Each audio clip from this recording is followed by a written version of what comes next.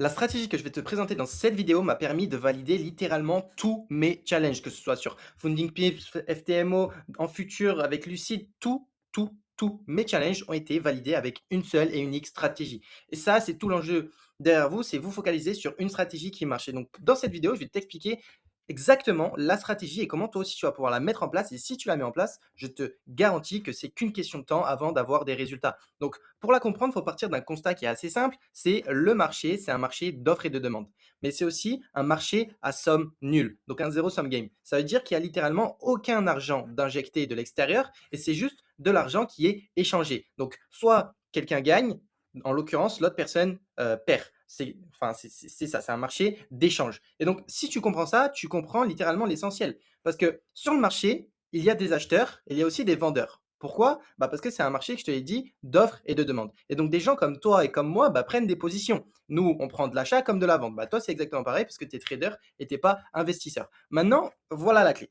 Les market makers, eux, ont besoin d'une seule chose pour être rentables, récupérer la liquidité. Et cette liquidité, c'est quoi concrètement? Bah, c'est les acheteurs et c'est les vendeurs présents sur le marché, c'est leur position, donc leur SL, leur BE et leur TP. Et donc toute la stratégie va reposer là-dessus. Identifier les acteurs sur le marché, les acheteurs et les vendeurs, trouver les niveaux où il y a le plus d'acteurs positionnés et comprendre bah, comment le prix va pouvoir aller chercher cette liquidité parce qu'au fond, la liquidité, c'est juste des positions des acteurs sur le marché. Et donc ça, je vais t'expliquer graphiquement et schématiquement comment tu vas pouvoir identifier ces niveaux-là. Donc c'est parti.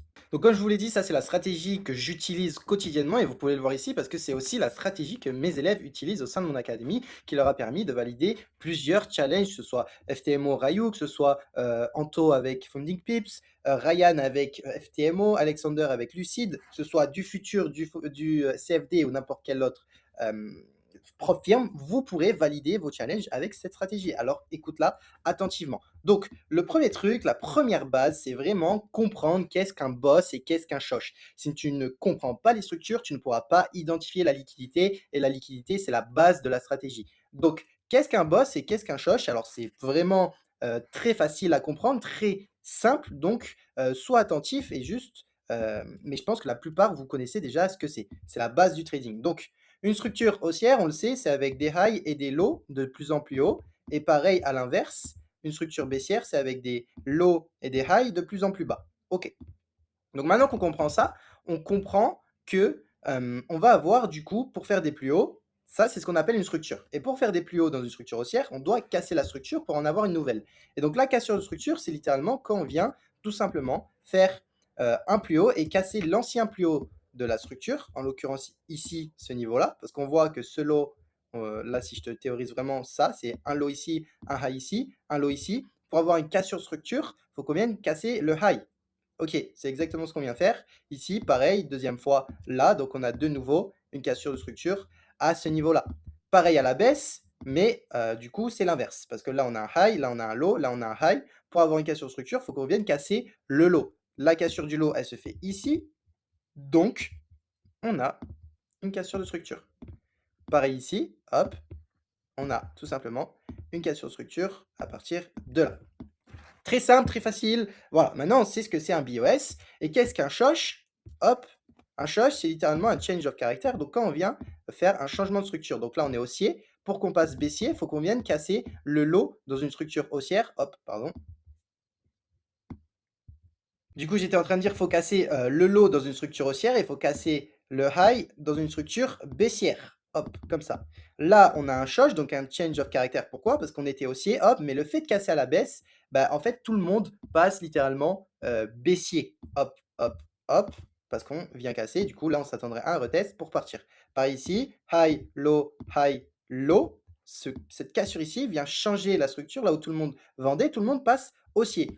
Et pourquoi je vous dis que c'est important de comprendre les cassures de structure? Parce que les acteurs et la majorité de la liquidité se placent sur les structures. C'est ce qu'on appelle les breakout traders. Et donc, on va avoir plusieurs types d'acteurs. On va avoir du coup les break orders, donc ceux qui se placent directement à la cassure de structure, comme bam, bam, bam, ils vont se placer comme ceci, ok, avec le SL juste en dessous, bam, ça part à la hausse. C'est comme ça qu'ils se placent. Leur SL se situe ici, parfait.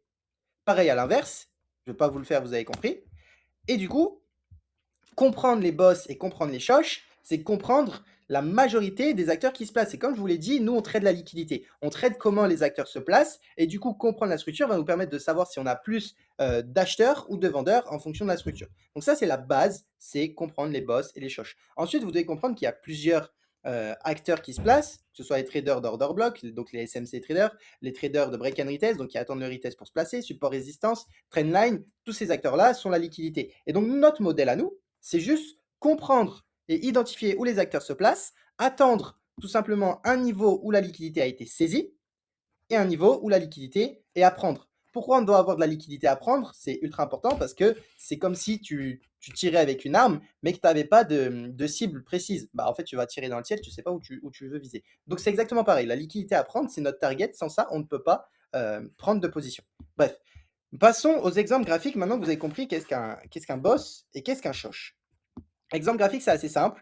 C'est très souvent, donc là c'est vraiment la stratégie, donc soyez concentrés. C'est de la pure théorie. Alors, c'est pas forcément ce qui sera reproductible immédiatement sur les graphes, parce que c'est de la théorie, mais je vais vous montrer des exemples graphiques dans quelques minutes après ce schéma théorique-là, pour que vous compreniez vraiment comment ça se passe sur les marchés financiers, et vous allez voir que c'est tout le temps la même chose. Et donc, vous, votre job, ça va juste être en capacité de reproduire ce schéma théorique sur les graphes. Donc, l'idée, c'est d'avoir dans un premier temps une structure dans une direction, qu'elle soit baissière ou haussière. Et donc l'idée, ça va être ensuite d'avoir un shosh. Ok, donc là, imaginons qu'on est baissier, vous le voyez, hop. Alors attendez, hop, pastille, c'est juste là. Donc on a un high, un low, un high, un low, donc structure baissière, ok. Puis on vient réagir, on n'a toujours pas de shosh, on crée un low, et on vient casser. Et là, du coup, on vient faire, donc ici, des BO, vous avez compris, donc des BOS, donc des SL qui se mettaient en vente ici. Puis, on vient casser. Donc là, on a un shosh. Vous êtes d'accord avec moi? Et donc, ce shosh-là, il vient faire entrer de la liquidité. Quelle liquidité?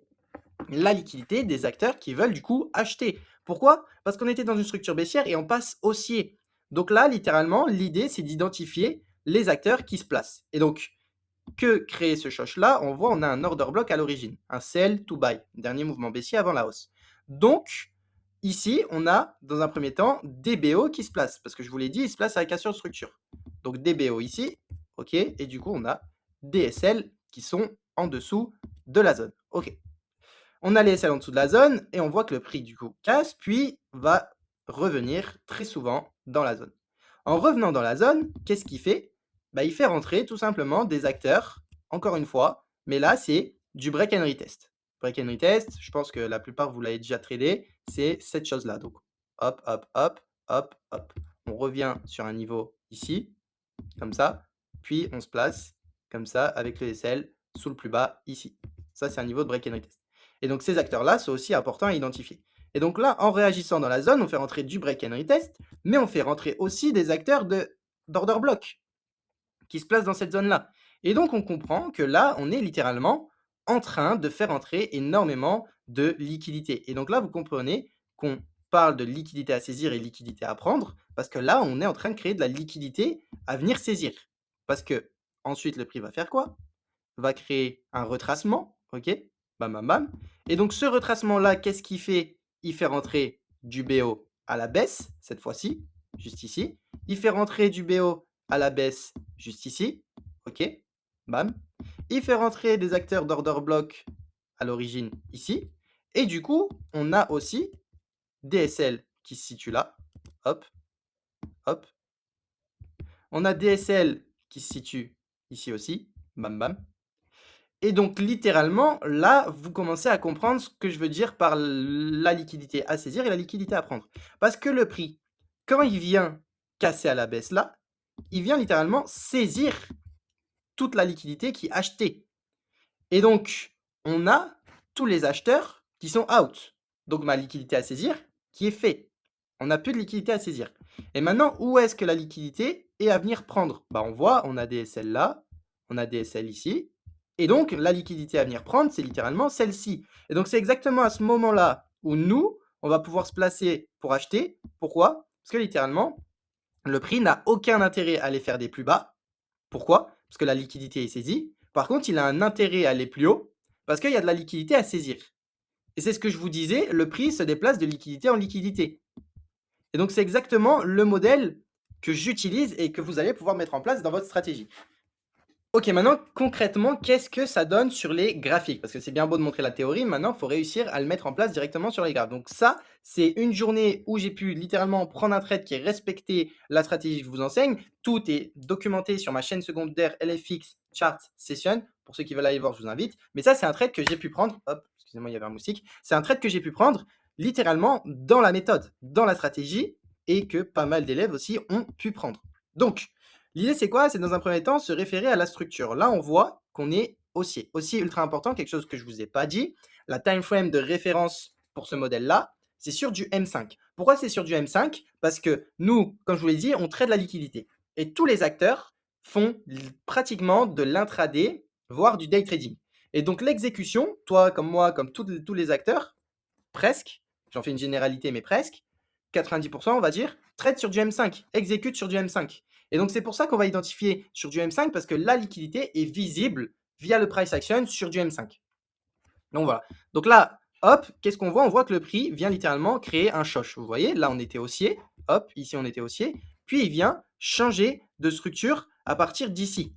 Et donc, à partir d'ici, on était haussier. On passe maintenant baissier. Quoique, même pas, je vous dis des conneries, c'est à partir d'ici même. Parce que le dernier lot qui casse la structure à la hausse, c'est celui-ci. Là, on voit qu'on ne vient pas casser. Bam. Donc, à partir d'ici, on choche. Et donc, maintenant, on comprend que les acteurs veulent littéralement vendre. Qu'est-ce qu'on voit? Parfait. On crée notre choche ici et du coup, l'idée là, ça va être d'identifier les acteurs. Donc, qu'est-ce qu'on voit? On voit qu'on a une cassure de structure à ce niveau-ci. Donc, on a des BO et donc on a tout simplement de la liquidité qui se trouve au-dessus de ce high-là. Qu'est-ce qu'on voit? On voit que c'est le dernier mouvement haussier avant la baisse. Et donc, quand je parle de traders d'order block, vous devez comprendre qu'ils prennent vraiment des grosses zones.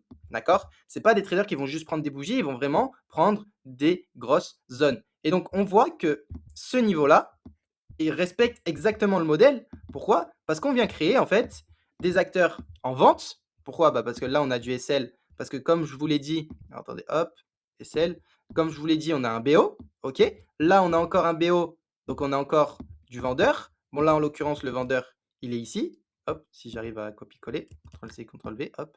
Le vendeur, il est ici. On voit qu'on crée full réaction dans cette zone. Bam, une réaction là, une réaction là, une réaction là, une réaction là. Toutes ces mèches-là, ce sont des réactions. Et donc, c'est des acteurs qui se placent littéralement en vente comme ceci, en fait. Bam, bam. Et donc là, ça vend littéralement dans tous les niveaux. Et donc, on a énormément de liquidité. Hop, on a énormément de liquidité qui se situe ici. Parce que tout le monde vend. Parce qu'on est dans une structure baissière, qu'on a des BO, qu'on a des SMC, qu'on a du break and retest ici, qu'on a encore une fois du SMC là. On a littéralement tout le monde qui vend et on n'a personne qui achète. Et donc, toute l'idée du modèle, c'est quoi? C'est d'identifier en fait la liquidité à venir prendre. Et la liquidité à venir prendre, elle se situe ici. Le prix fait quoi? Vient saisir la liquidité à venir prendre. Maintenant, est-ce qu'on a tout simplement un intérêt à aller plus bas et de la liquidité à venir saisir? La réponse, c'est oui. Pourquoi? Parce que là, on crée de la cassure en interne. Donc, BO là, BO ici aussi. Hop, niveau de SMC là, bam, bam. Donc, on a un intérêt à aller plus bas. OK? Et donc, quand le prix vient littéralement saisir ce niveau-là, hop, qu'on a un intérêt à aller plus bas avec cette trendline et tous les acteurs qui se placent, on a un intérêt en fait à vendre. Et donc ensuite là, tu as quoi? Tu as juste, alors c'est pas le sujet de la vidéo, je vous invite à aller voir les modèles d'entrée que moi j'utilise, j'en ai fait une autre vidéo. Là, c'est pas le sujet, donc je vais pas prendre le temps de vous expliquer ici, mais tu attends que le prix te crée une réaction en M1 pour ensuite exécuter quelque part par là. Bam, bam. Et là, tu vas chercher la première liquidité. La première liquidité qui se trouve ici. Bam. Ensuite, tu vas chercher ton TP fixe. En tout cas, nous, c'est à 5R. Tu peux aller chercher plus bas. Et là, force est de constater que ton TP final n'aurait pas été saisi. En revanche, tu aurais pu prendre tes partiels parce que tu es déjà à 7R alors que principalement, on peut se payer à 5R. Donc voilà, donc ça c'est un exemple graphique. Maintenant, si je vous en donne un autre, parce que ça se fait littéralement tous les jours, c'est un truc de ouf. Là d'ailleurs, je vous dis des conneries, vous aurez même TP parce que du coup, le prix retrace et ensuite vient saisir cette liquidité-là. Et du coup, là, on en revient toujours à la même chose. Parce que là, on est d'accord, vous aviez une zone avec énormément d'acheteurs, parce qu'on avait des BO, on avait là des réactions dans l'order block. Donc, toute réaction veut dire qu'il y a des acteurs qui se placent à l'achat, etc. Et donc, on comprend que là, tout le monde voulait acheter. Donc là, on avait en fait de la liquidité à venir saisir. Bam, SL.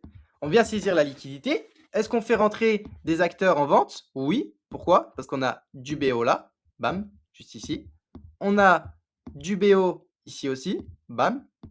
On a du coup littéralement de la liquidité qui se trouve ici.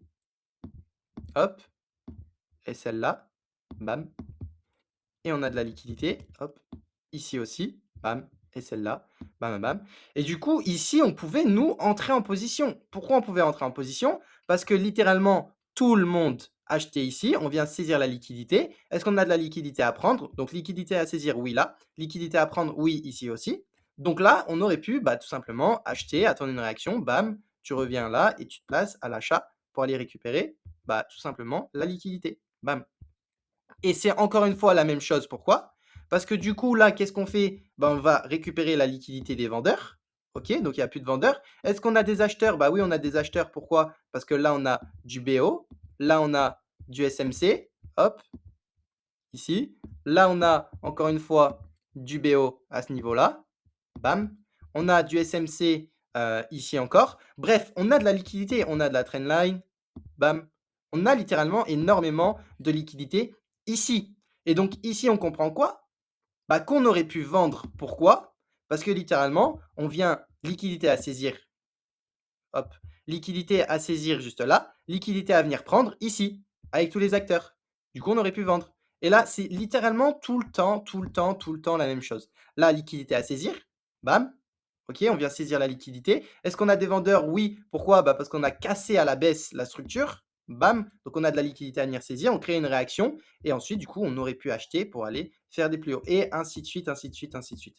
Et c'est littéralement la base du modèle. Ce modèle-là, c'est ce qui va vous permettre de valider vos challenges, ce qui m'a permis de valider mes challenges. Maintenant, vous le savez, une stratégie isolée seule ne suffit pas. Vous devez implémenter des process psycho pour prendre les meilleures décisions. Vous devez implémenter un money management. Vous devez savoir comment bien bosser sur votre modèle parce qu'il va falloir s'adapter aux différents contextes de marché. Là, ce que je vous donne, c'est un socle. Maintenant, ça ne suffit pas. Il va falloir creuser de votre côté. Et pour ça, si tu veux jamais creuser, tu veux mettre en place une roadmap, je t'invite à prendre un appel avec moi, lien dans la description. On mettra en place tout simplement qu'est-ce que tu pourrais favoriser pour avoir des résultats le plus rapidement possible. C'est totalement gratuit. Je t'invite à prendre un appel juste ici. J'espère que cette vidéo t'aura plu. N'hésite pas à follow, rejoindre le Discord. J'ai une communauté gratuite. Sur ce, je te dis à la prochaine. Ciao, ciao.